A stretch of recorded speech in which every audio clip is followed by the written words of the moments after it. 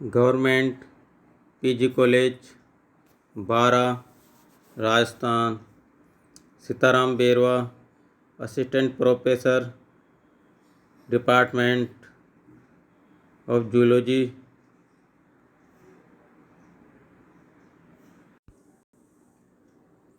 BSc second year, subject zoology, paper third, Kota university of Kota के syllabus के according आज जो लेसन हम पढ़ाएंगे वो बायोस्टैटिक्स के अंतर्गत डाटा से संबंधित या आंकड़े से संबंधित लेसन होगा। इससे पहले हमने बायोस्टैटिक्स और स्टैटिक्स की डेफिनेशन, उनके फंक्शन, उनकी हिस्ट्री के बारे में बताया गया था।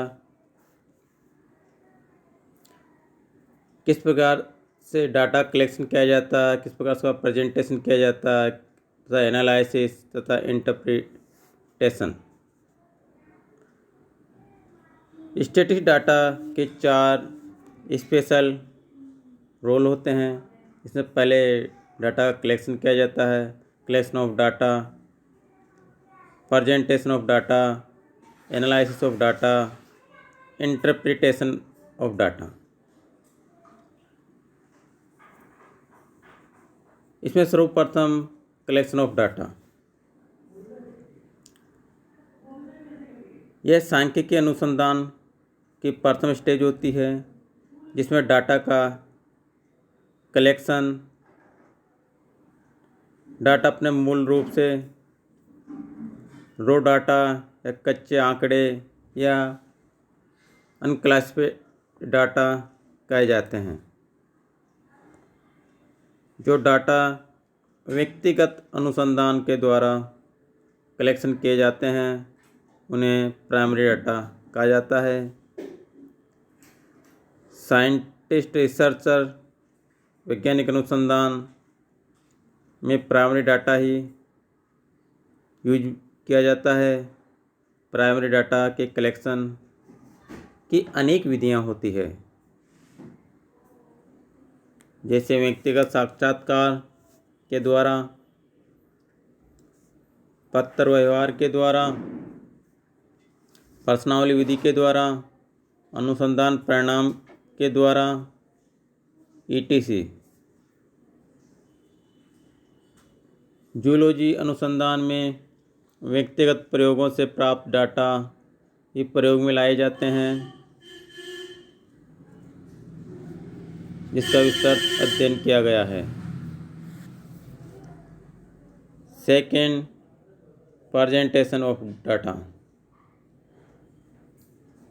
जो ये सेकेंड स्टेज होती है, जो अपने डाटा कलेक्शन किया है उसको एक ऐसे क्रमबद्ध रूप से प्रस्तुत किया जाता है, इसको प्रेजेंटेशन देना होता है, जिससे कि सांख्यिकी विश्लेषण आसानी से संभव हो सके।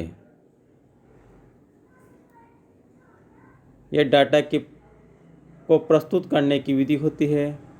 डाटा के प्रेजेंटेशन की भी अनेक विधियां होती है। एग्जाम्पल, टेबल फॉर्मेशन, टेबल बना के या डायग्राम बना के या ग्राफ बना के ETC के द्वारा इसको प्रेजेंटेशन किया जाता है। Next stage, analysis of data, आंकड़ों का विश्लेषण।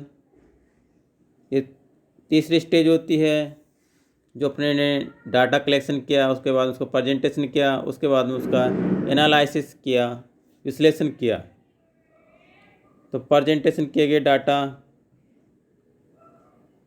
का एनालिसिस किया जाता है। एनालिसिस की अनेक विधियां होती है तथा केंद्रीय प्रवृत्ति का माप, measures of centre tendency, measure of dispersion, correlation, ETC। Next stage, interpretation of data.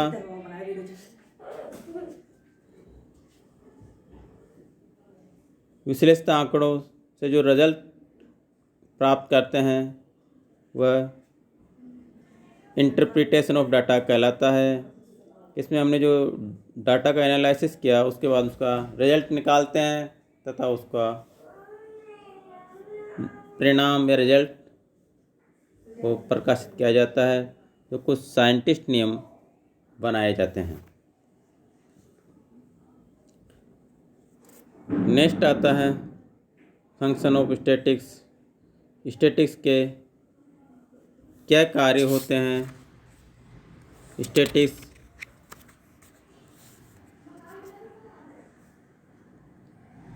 जीव वैज्ञानिक प्राय 2 या 2 से अधिक वैल्यू के मध्य संबंध जानने में रुचि रखते हैं। जैसे एक जीव का वेट उसके एज से संबंध होता है जो दूसरा चर होता है या नहीं। मनुष्य या अन्य प्राणियों के आरबीसी नंबरिंग एक वैल्यू तथा हीमोग्लोबिन % दूसरा वैल्यू भी संबंधित होता है या नहीं। इस प्रकार कहीं एग्जाम्पल होते हैं। इन वैल्यू के बीच एक महत्वपूर्ण संबंध होता है जो एक कार्य को लक्षणित करता है। कार्य का अर्थ यह है कि प्रथम वैल्यू का मूल्य ज्ञात होने पर दूसरे वैल्यू का मूल्य भी ज्ञात किया जा सकता है। मान लिया जाए कि x के वैल्यू के संभव क्रमिक युग्म का तथा y के समरूप मूल्य का समुच्चय सेट हो तो ये कार्य का समुच्चय होगा जिसे हम y बराबर f ब्रैकेट x के रूप में करते हैं।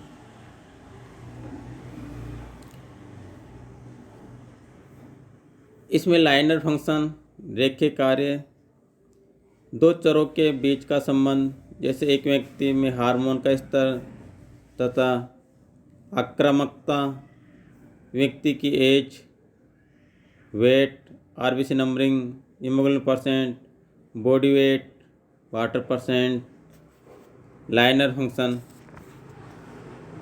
को प्रेजेंटेशन किया जाता है। कैपिटल डी बराबर स्मॉल a प्लस BP। इस प्रकार का संबंध कार्य संबंध होगा जो कुछ स्थिर A और B तथा D और P चर को संयुक्त किए जाते हैं। यह A स्थिर वापसी को व्यक्त करता है तब B मान के मूल्य लोच को व्यक्त करता है। यदि मान लें कि संबंध y बराबर a प्लस bx में y उपभोग को व्यक्त करता है तथा x i को व्यक्त करता है, तब a व्यक्त करेगा स्थिर वापसी को और b व्यक्त करेगा उपभोग के सीमांत वक्र को। इसी प्रकार से नॉन लाइनर फंक्शन, अरेखीय कार्य, यह भी समीकरण के x का मान 1 से अधिक हो तो उसे नॉन लाइनर फंक्शन कहा जाता है। एक अरैखिक समीकरण का उदाहरण इस प्रकार हो सकता है, यथा वर्ग द्विघात समीकरण होगा y बराबर a plus b plus f से x2। इस स्थिति में x का सीमांत उत्पादकता सहज रूप में गुणक भी रैखिक समीकरण की स्थिति भी होगी, लेकिन यदि C गुणांक भी सम्मिलित होगा तो सीमांत उपयोगिता की सीधी अभिव्यक्ति संभव होगी।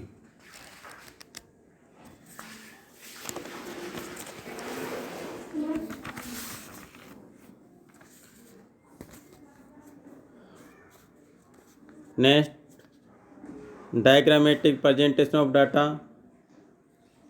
आंकड़ों का आरेख द्वारा प्रदर्शन से डायग्राम कहते हैं। आरेख के प्रकार काइंड ऑफ डायग्राम, किसी डायग्राम के स्ट्रक्चर में अधिक से अधिक 3 मापों या 3 दिशाओं या विमाओं, डायमेंशन, लंबाई या ऊंचाई, चौड़ाई या मोटाई तथा आयतन की कैलकुलेशन की जाती है।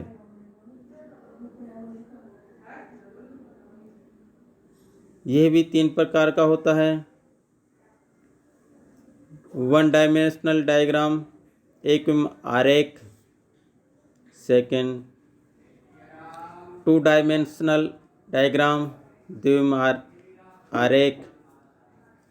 तीसरा है 3 डायमेंशनल डायग्राम, त्रिम आरेख।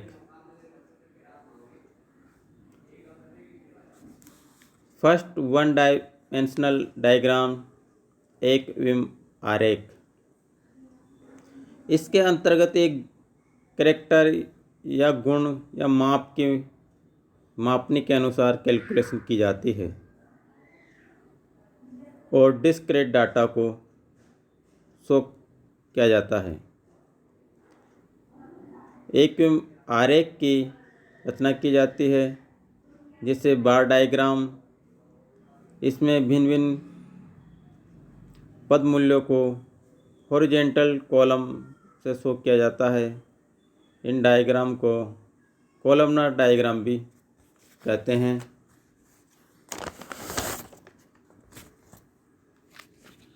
बार डायग्राम बनाते समय अनेक बातों का ध्यान रखना आवश्यक होता है, जिसमें फर्स्ट सभी कॉलम की मोटाई समान होनी चाहिए। नेक्स्ट बार की मोटाई निश्चित करते समय पेपर के आकार को ध्यान में रखकर बार डायग्राम बनाना चाहिए। उसकी नाप के अनुसार ही उसकी नाप लेना चाहिए कि जितना पेपर है उसके अनुसार ही उसको शो करना है। नेक्स्ट डायग्राम में सभी बार समान दूरी के अंतर पर बनने चाहिए तथा यह दूरी एक बार की मोटाई से कुछ कम रखनी चाहिए।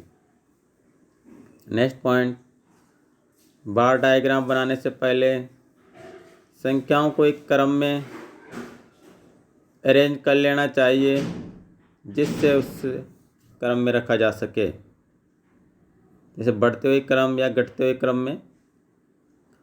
बार डायग्राम भी 2 टाइप के होते हैं, एक simple bar diagram and compound bar diagram. Simple bar diagram, इसमें बार से वैल्यू के किसी एक कैरेक्टर को शो करते हैं। यदि पदमाला के सभी वैल्यू एक ही समय के हो तो डायग्राम बनाने के पहले इन पर मूल्यों को असेंडिंग या डिसेंडिंग अवरोही क्रम में या अवरोही क्रम में अरेंजमेंट कर लेते हैं, जिससे डायग्राम में बार की ऊंचाई एक ओर से दूसरी ओर को निरंतर बढ़ती या घटती जाती है।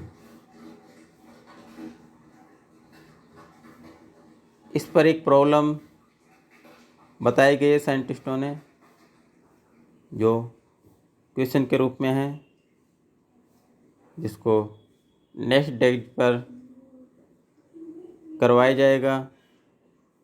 इसके साथ आज का लेसन कंप्लीट होता है।